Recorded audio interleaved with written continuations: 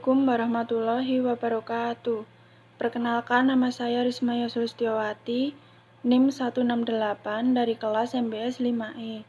Di sini saya akan menjawab pertanyaan ujian akhir semester mata kuliah Manajemen Syariah yang diampu oleh Bapak Nur Hidayah Al-Amin. Baik, langsung saja untuk soal yang pertama, yaitu apakah organisasi memerlukan manajemen? Nah, di sini kita perlu mengetahui dahulu pengertian dari manajemen. Secara etimologi, manajemen berasal dari bahasa Latin yaitu manus yang berarti tangan.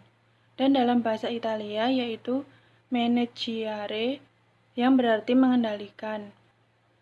Lalu secara terminologi, manajemen adalah proses perencanaan, pengorganisasian, pengarahan, dan pengawasan usaha-usaha karyawan untuk mencapai tujuan perusahaan. Lalu, manajemen pada prinsipnya itu bagaimana mengatur kegiatan agar berjalan dengan baik dalam mencapai tujuan secara optimal sesuai dengan yang diinginkan. Tujuan yang diinginkan tersebut akan berhasil dengan baik jika kemampuan sumber daya manusia, baik pengetahuan, skill maupun disiplin waktu yang dimiliki, dapat dikembangkan sesuai dengan tugas pekerjaan, wewenang, dan tanggung jawabnya masing-masing. Lalu, organisasi sendiri memerlukan manajemen karena yang pertama yaitu pekerjaan itu berat dan sulit untuk dikerjakan sendiri, sehingga diperlukan adanya pembagian kerja, tugas, dan tanggung jawab dalam penyelesaiannya. Yang kedua, suatu organisasi akan lebih berhasil jika terdapat manajemen.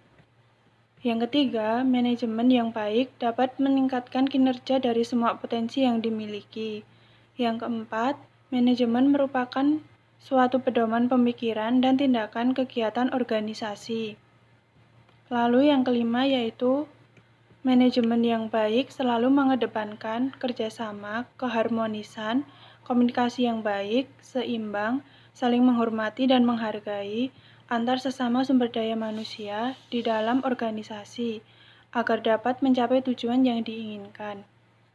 Lalu yang keenam, yaitu manajemen diperlukan untuk kemajuan dan perkembangan suatu organisasi agar lebih baik lagi. Selanjutnya yaitu ada fungsi manajemen. Manajemen memiliki beberapa fungsi yang harus dilakukan untuk tercapainya manajemen yang baik, yaitu antara lain yang pertama fungsi perencanaan atau planning. Fungsi ini merupakan proses dalam menentukan tujuan perusahaan atau tujuan organisasi.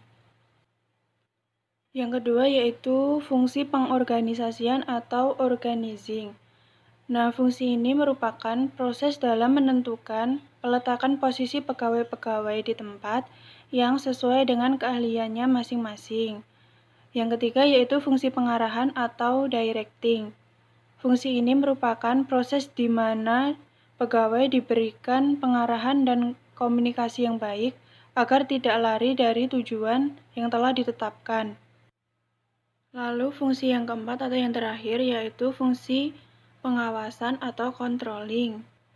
Nah, fungsi ini merupakan proses di mana pengawasan dilakukan agar segala kegiatan organisasi berjalan dengan sesuai apa yang diinginkan. Yang selanjutnya yaitu tujuan dari manajemen dalam sebuah organisasi. Yang pertama yaitu tujuan sosial. Tujuan sosial merupakan agar organisasi atau perusahaan bertanggung jawab secara sosial dan etis terhadap keutuhan dan tantangan masyarakat dengan meminimalkan dampak negatifnya.